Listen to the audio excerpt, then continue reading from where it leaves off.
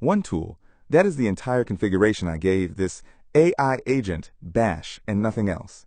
No file editor, no search. The working directory was empty.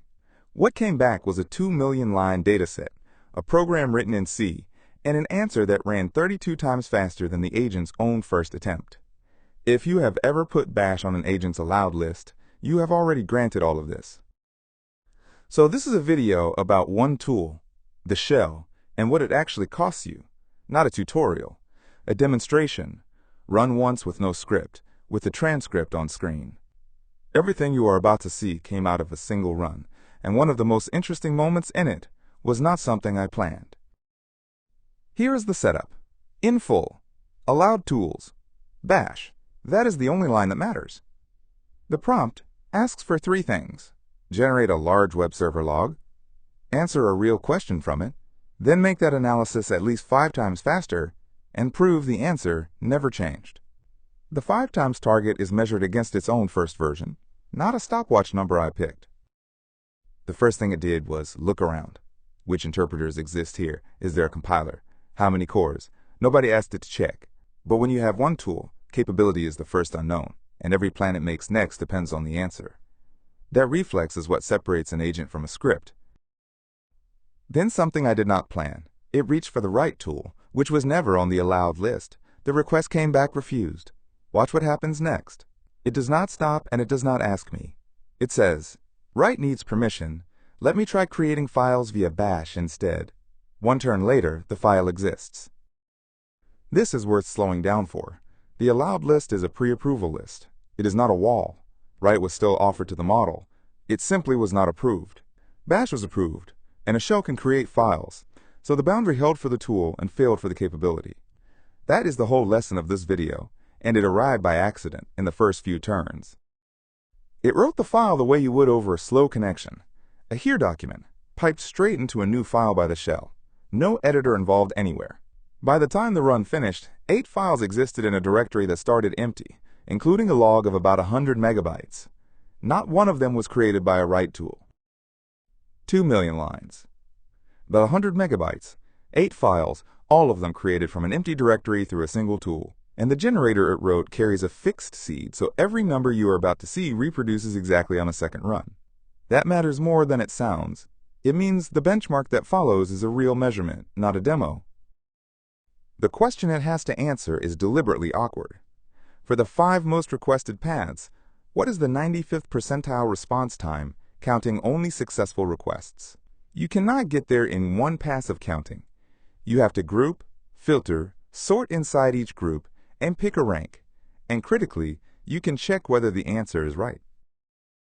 Version 1 is the obvious one. Read every line. Pull the fields apart with a regular expression. Collect the times into lists. Sort them. It is the version almost anyone writes first. And it works. About 1.5 seconds.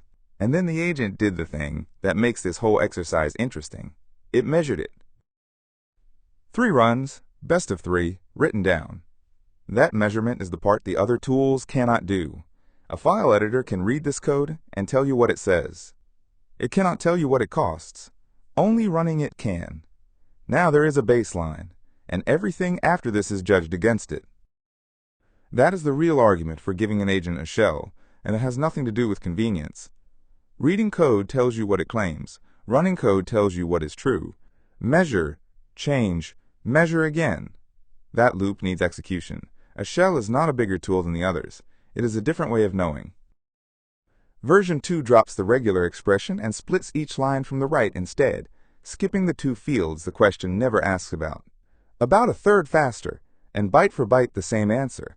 An ordinary optimization, the kind you would make yourself. What it really tells you is that the cost is somewhere else. So it left the interpreter entirely. It wrote a C program, mapped the file into memory, walk each line by hand looking for spaces, hash the path where it already sits without copying it, parse the response time 1 digit at a time. Then it compiled that program with the optimizer on, using the same one tool it has had the whole time.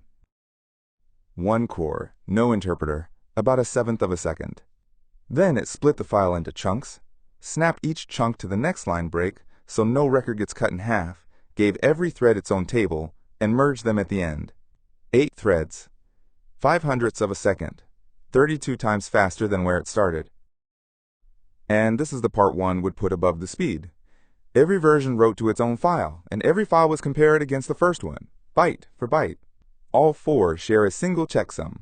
The agent did not assure me the answer was still correct. It built the check into the loop and then showed me the checksums. So there are two ways an agent can learn about a system. It can read it, open the files, search the text, build a model of what should happen, or it can run it and watch what actually happens. Almost every agent tool lives on the left-hand side. Bash is the entire right-hand side, on its own. Now the bill. Every property that made that impressive is the same property that makes it dangerous. One tool that can do anything is also one tool that can do anything you try to forbid. You already watched it happen, a right boundary that held for the tool and not for the capability without a single line of trickery. On an earlier demo, I blocked a dangerous delete command by matching its exact text. It refused exactly that spelling, and then let the same operation through, written a slightly different way. The block matched the spelling, not the intent. That is a property of every list of forbidden strings, worth knowing before you rely on one. So where does this not apply? If your agent only needs to read code, a shell buys you nothing and costs you everything. Give it read and search instead. And do not take my one tool run as advice. It is a demonstration of what the grant means, not a recommendation to hand a shell to an agent and walk away. The safe version is a narrow allowed list you can explain out loud. 3 things to take away. First, the allowed list pre-approves. It does not deny. Bash was the only approved tool, and 8 files still appeared. Second, a shell is a different kind of knowing, not a bigger tool. It can measure, and nothing else can. Third, block by capability, never by spelling. If that was useful, subscribe.